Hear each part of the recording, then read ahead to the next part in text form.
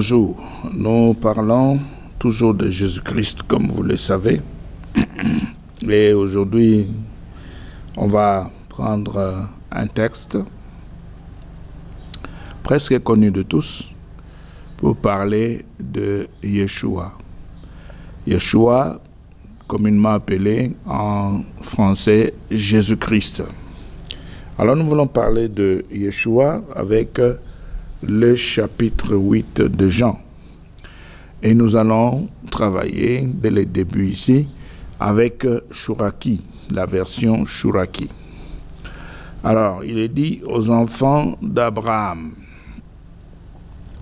Yeshua dit alors aux Yehudim qui adhèrent en lui, si vous demeurez dans ma parole, la mienne, vous êtes en vérité mes adeptes.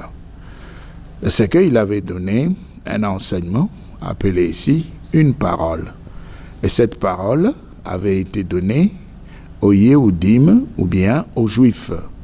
Maintenant, quand ces gens vont entendre cette parole, pour Yeshua, ils devaient donc demeurer dans la parole qu'ils venaient d'entendre pour être véritablement ses disciples, ses adeptes.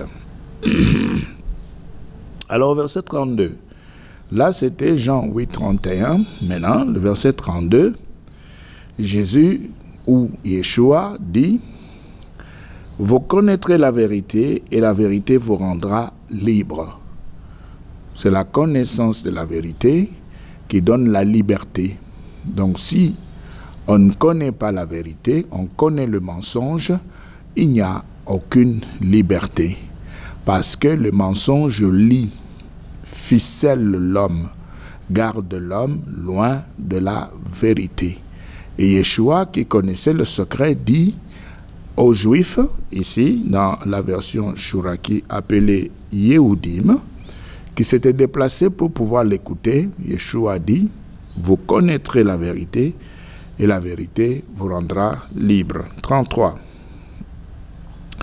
Ils lui répondent, « Nous sommes de la sémence d'Abraham. Nous n'avons jamais été les esclaves des personnes. » Ah, les Yehudim veulent faire voir que depuis qu'ils existent, ils n'ont jamais connu l'esclavagisme.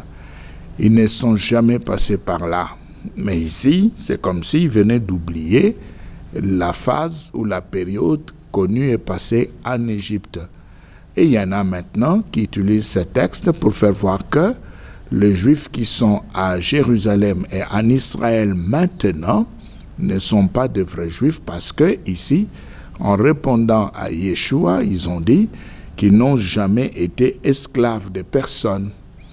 Alors que c'est connu dans l'histoire que les Juifs s'étaient retrouvés en Égypte sur la terre de la servitude. Ils étaient donc dirigés et dominés par des pharaons. Et ces pharaons les traitaient comme des esclaves. Mais ici, en répondant au verset 33, ils lui répondent, « Nous sommes de la sémence d'Abraham, nous n'avons jamais été esclaves de personne. » Alors, comment, dis-tu, vous deviendrez libres? Voilà. Donc, Yeshua était en train de présenter sa parole, sa doctrine, son enseignement dans un langage donné.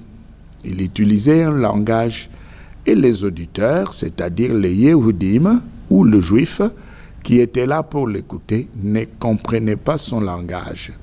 Et c'est pourquoi, en répondant, ils vont faire voir effectivement qu'ils n'avaient pas compris Yeshua et ils vont dire, nous n'avons jamais été esclaves de personne. Comment, dis-tu, vous deviendrez libres? C'est justement parce que Yeshua avait parlé de la liberté que donne la connaissance.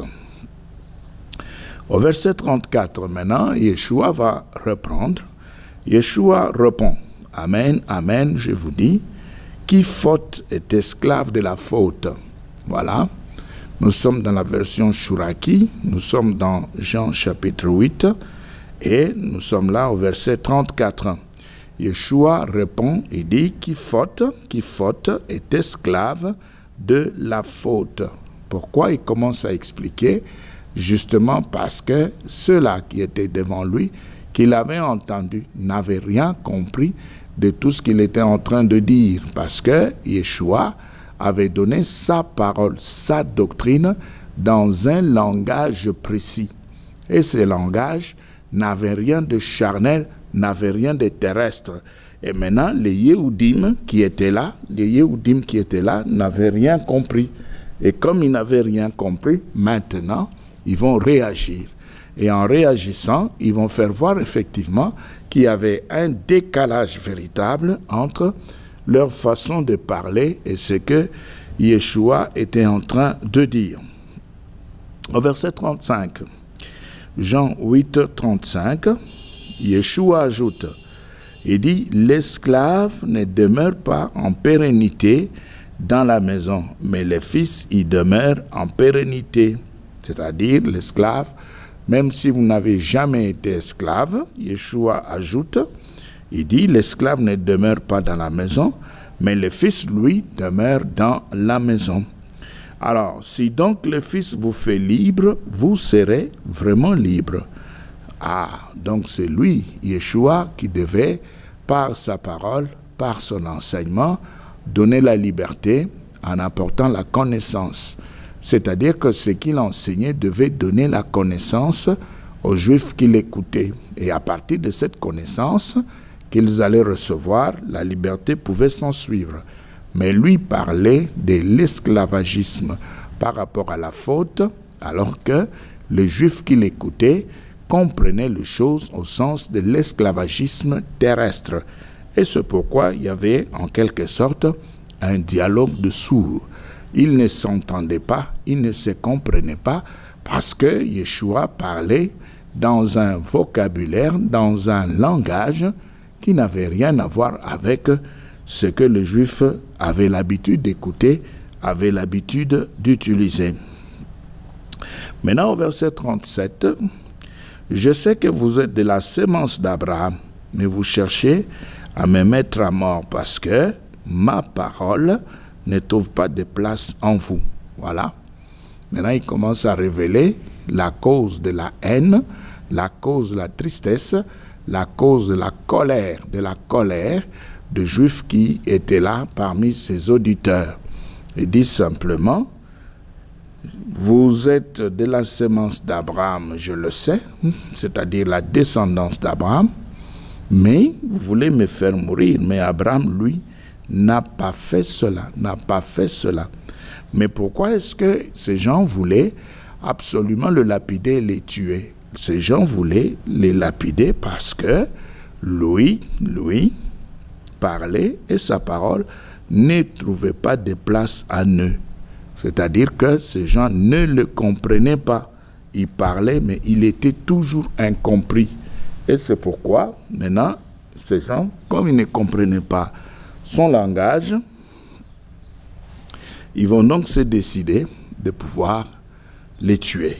Alors, lui-même avait remarqué cela et il dit que c'était parce que simplement sa parole ne trouvait pas de place en eux. 38. Moi, ce que je vis auprès du Père, je l'ai dit. Vous donc, ce que vous avez entendu de votre Père, vous le faites. Ils lui répondent et disent, notre Père c'est Abraham.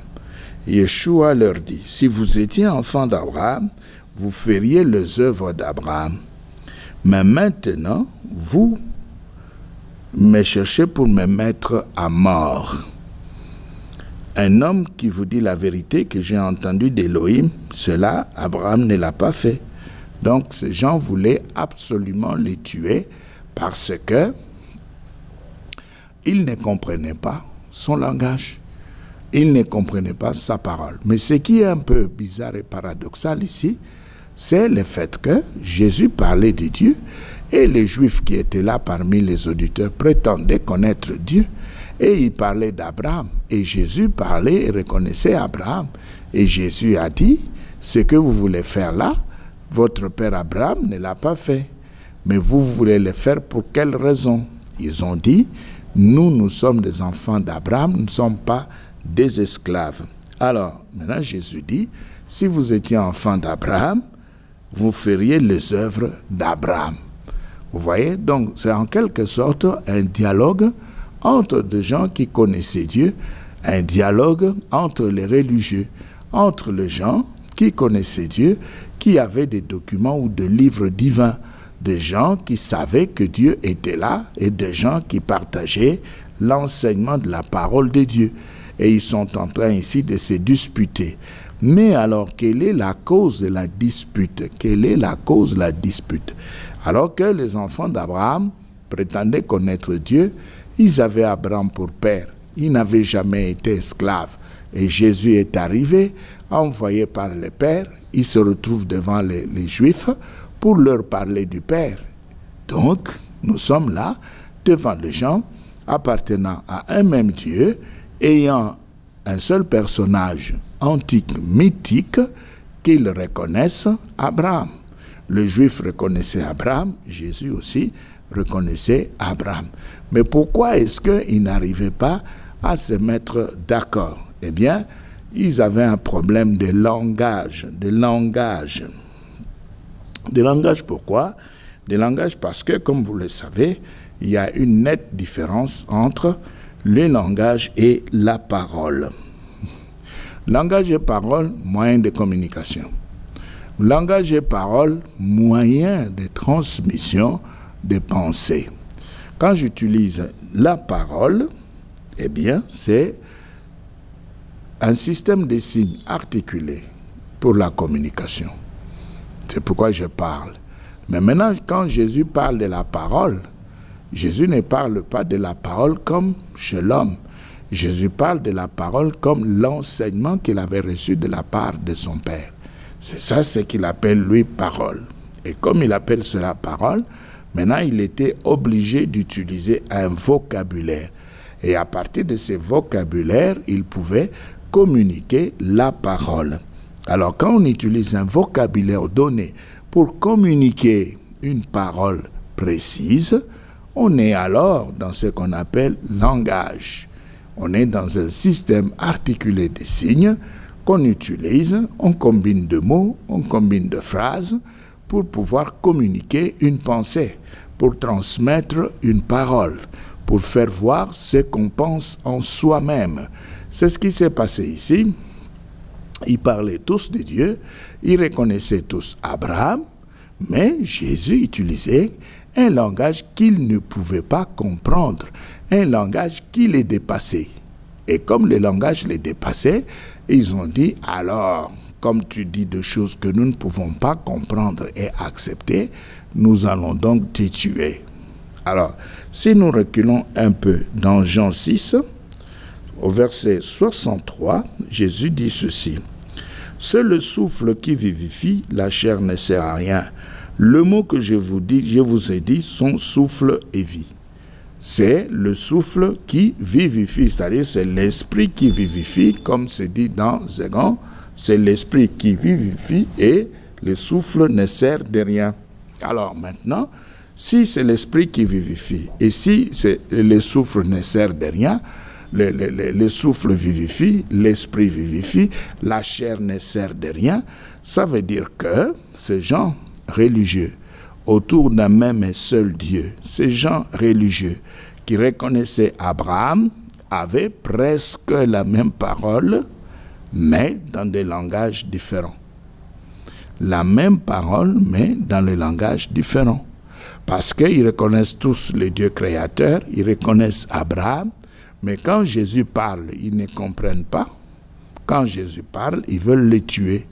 Ça veut dire qu'ils avaient le même Dieu, ils reconnaissaient Abraham, mais ils avaient des langages différents. Alors maintenant ici, quand le maître parle de l'esprit qui vivifie et que la chair ne sert de rien, ça veut simplement dire que les paroles, il les dit, les paroles que je vous ai dites sont esprit et vie. Pourquoi? Pourquoi il a dit cela? Mais c'est parce que toujours dans Jean, au chapitre 8, nous prenons le verset 43, il est dit ceci, Jean 8, 43, dans Chouraki, on nous dit, voilà 43, « Pourquoi ne connaissez-vous pas mon langage? c'est qu'ils ne les comprenaient pas. Dans Zégon, on dit, pourquoi ne comprenez-vous pas mon langage? Et ici, dans Chouraki, il est dit, pourquoi ne connaissez-vous pas mon langage? Ce que vous ne pouvez entendre ma parole. C'est-à-dire que j'ai un langage approprié. J'ai un langage à moi. Et quand je l'utilise pour vous communiquer la parole qui représente ici l'enseignement de Christ, sa doctrine, quand j'utilise cette parole pour que vous puissiez comprendre le langage que j'utilise, pour que vous puissiez saisir la parole, vous dépasse. C'est que la parole qui se trouve dans le langage ne pourra jamais être saisie. Nous avons tous un Dieu, nous le reconnaissons, nous reconnaissons Abraham, mais quand je parle, vous ne me comprenez pas. Vous n'arrivez pas à saisir et à comprendre mon langage. C'est qu'il y a un problème là. C'est qu'il y a un problème, donc ma parole ne pourra pas passer. La parole, la doctrine, l'enseignement de Christ, ces choses ne passeront pas. Jésus ne sera donc pas compris. Alors, qu'est-ce qui était de si particulier dans le langage de Jésus pour que le juif qui parlait de Dieu, qui reconnaissait aussi Abraham, puisse refuser ou être incapable de l'écouter, de le comprendre, de le suivre et de recevoir sa parole? Qu'est-ce qui était de si dur, de si compliqué dans son langage, dans sa façon de parler, qui pouvait dépasser la compréhension des Juifs? Eh bien, nous voyons cela dans Matthieu 13. Si nous allons dans Matthieu chapitre 13, nous allons voir cela au verset 34-33, Matthieu 13, 33. Qu'est-ce que nous voyons là? On nous dit ceci. Il leur dit encore un autre exemple. Le royaume des ciels est semblable à du levain, une femme le prend. Il cache dans 3 mesures de farine jusqu'à ce que tout s'élève. 34. Tout cela, Yeshua le dit aux foules par des exemples, et sans exemple, il ne leur dit rien. Voilà. Donc, Yeshua, dans son langage, le langage qui dépassait le juif, c'était quel type de langage? Eh bien, c'était un langage, selon Chouraki, un langage bourré d'exemples, Il utilisait un langage rempli d'exemples. Il communiquait la vérité spirituelle par des exemples que Zégon appelle paraboles. Alors là, maintenant, les paraboles et les allégories retrouvent Christ et ses auditeurs dans les différents entretiens. Et alors maintenant, les Juifs ne le comprenaient pas et ils ne pouvaient pas le comprendre parce que lui, dans son langage, il a choisi d'utiliser des paraboles. Nous rentrons dans Zégon 1910 et là nous allons prendre maintenant Marc 4, 33, 34. Marc 4, 33, 34. Le même problème de compréhension se pose aussi aujourd'hui. Aujourd'hui sur la terre, les églises pullulent, poussent comme des champignons. Les serviteurs de Dieu sont là partout dans tout le coin de rue. Partout on crie, on prêche, on prie. Mais il y a un problème. Le langage de Yeshua n'est pas compris. Son langage n'est pas compris. Et quand le langage n'est pas compris, on va faire n'importe quoi. Le langage n'est pas compris, on va s'expliquer les Écritures d'une certaine manière et on va aussi discuter avec Yeshua comme les Yéhoudim ou les Juifs. On va discuter avec lui parce que justement, on n'a pas compris son langage. Il y a donc une nette différence entre le langage et la parole de Yeshua. Yeshua prenait sa parole et mettait sa parole dans un langage. Et c'est ce langage qui se retrouvait dans les oreilles de ses auditeurs. Et le langage de Yeshua n'était pas compris. Et comme ses auditeurs, les Yéhoudim, ne comprenaient pas, ils se sont dit, il faut les tuer.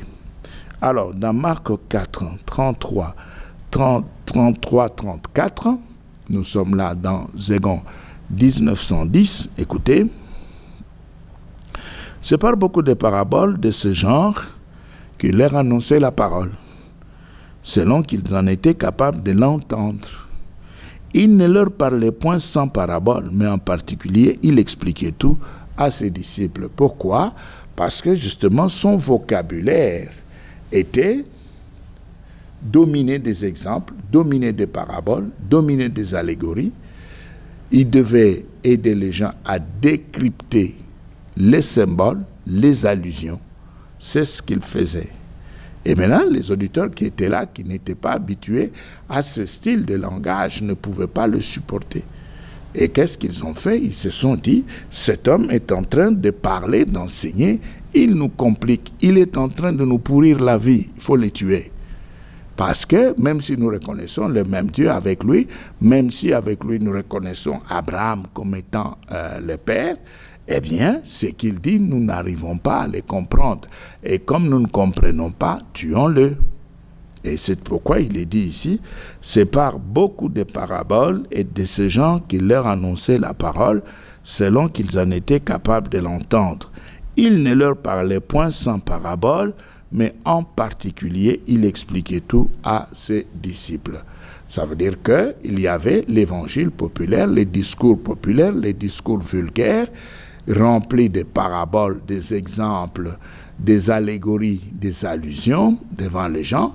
Mais maintenant, quand Jésus s'est retiré avec ses disciples, eh bien, il donnait l'explication des paraboles à ses disciples à côté. Alors, vous voyez qu'il avait un langage public, un langage secret.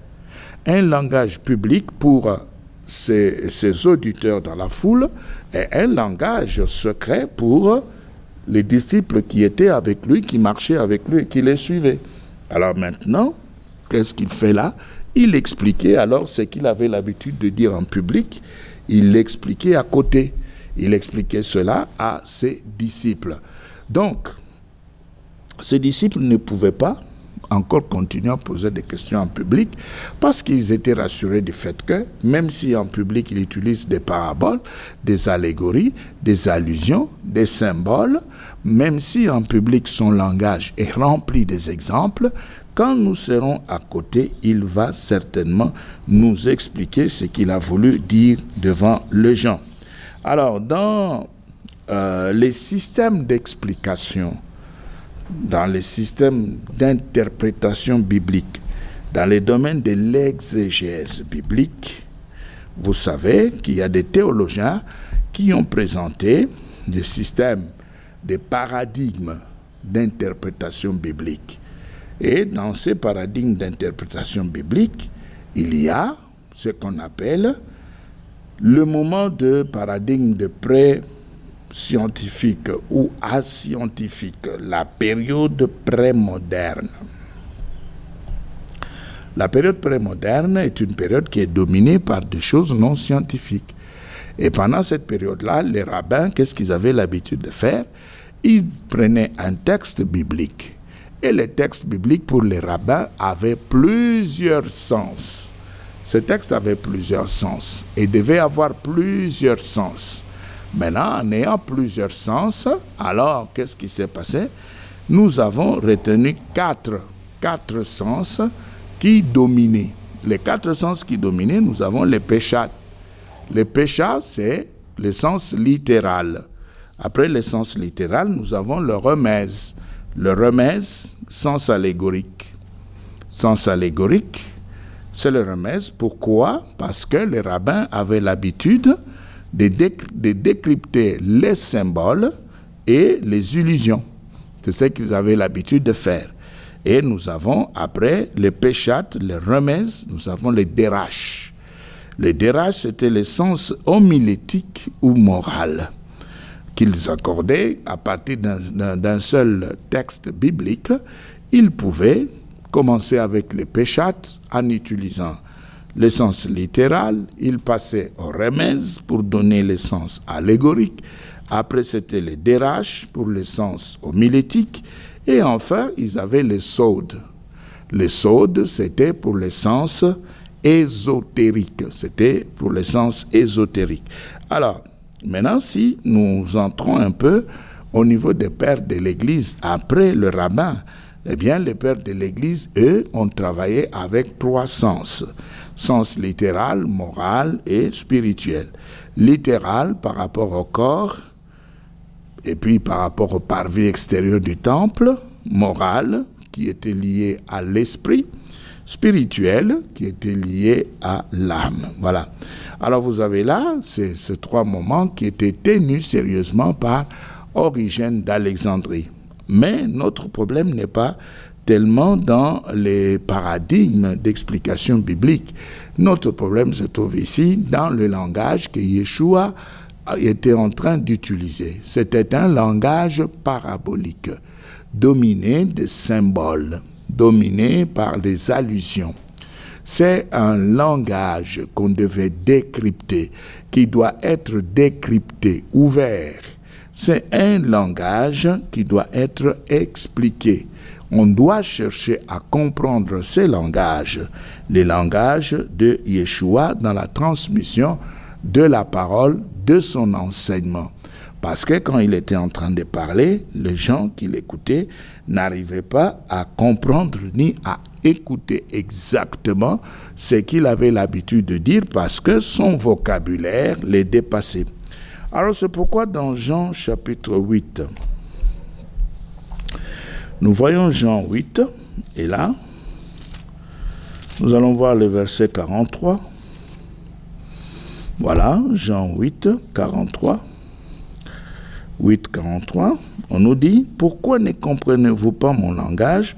Parce que vous ne pouvez écouter ma parole. » Pourquoi est-ce que vous n'arrivez pas à comprendre mon langage? Ça veut aussi dire que vous ne pouvez pas écouter ma parole.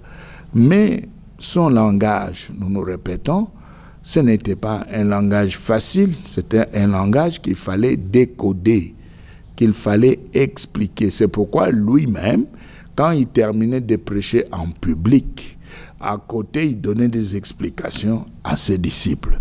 Parce qu'il savait très bien que son langage était dominé par des paraboles, des symboles et des allégories. Alors aujourd'hui, si vous voulez comprendre la parole de Christ, il faut dépasser le langage donné dans les Écritures. Il faut aller au-delà, comme le rabbin qui utilisait les péchas, le remez, les déraches et les saudes. Il faut aller au-delà. Et si vous allez au-delà, c'est alors que vous allez comprendre les langages de Yeshua et vous arriverez à mettre la main sur sa doctrine, c'est-à-dire sur son enseignement, c'est-à-dire sur la parole qu'il avait décidé de communiquer. Mais maintenant, si on ne va pas au-delà, on reste au niveau littéral, on va commettre certainement des erreurs. Et c'est pourquoi, dans 2 Corinthiens, nous prenons un texte connu, 3, 6. Dans 2 Corinthiens, chapitre 3, au verset 6, il est dit ceci. 2 Corinthiens 3, 6, on dit « Il nous a aussi rendus capables d'être ministres d'une nouvelle alliance, non de la lettre, mais de l'esprit. » Car la lettre tue, mais l'esprit vivifie. La lettre tue, mais l'esprit vivifie. Donc, nous disons que si Christ parle, eh bien, on doit écouter. Et son langage n'a rien de commun. C'est un langage qui est tout à fait rempli de paraboles, des allégories. Il faut dépasser ce qu'on entend, ce qu'on voit, pour aller saisir sa parole qui se trouve derrière les paraboles, derrière les allégories, derrière les allusions, derrière les symboles. Et si on ne dépasse pas cela, eh bien, on ne peut rien faire. On va prendre la lettre et comme c'est dit là, c'est Paul qui l'a dit, il dit « La lettre tue, mais l'esprit vivifie ». Et dans la Nouvelle Alliance, on n'est pas ministre de la lettre qui tue, mais on est ministre de l'esprit qui donne la vie. Alors c'est pourquoi nous insistons sur le fait que dans 1 Corinthiens 2, 14, 1 Corinthiens 2, 14, Paul parle parce que lui, Paul, connaissait le langage de Yeshua. Parce que lui, Paul, au verset 14, il dit 1 Corinthiens 2, 14, il dit, mais l'homme animal ne reçoit pas les choses de l'Esprit de Dieu, car elles sont une folie pour lui. Et il ne peut les connaître parce que c'est spirituellement qu'on en juge. Vous voyez? L'homme animal, c'est-à-dire celui qui est attaché à la matière, à la lettre, c'est lui qui est attaché à ce qu'il voit avec les yeux de la chair. C'est un homme animal qui est rattaché à ce que ses oreilles physiques terrestres sont en train de saisir. C'est un homme animal. Un homme animal, il ne peut pas recevoir les choses de l'Esprit de Dieu, c'est une folie pour lui. Et c'est à cause de cette folie que les Juifs voulaient maintenant lapider, tuer Jésus, parce qu'ils ne pouvaient pas comprendre et recevoir sa parole. Donc, on doit aller au-delà du texte, au-delà de tout ce qu'on entend pour saisir et recevoir la véritable parole de Christ, sa doctrine, son enseignement. Que Dieu vous bénisse.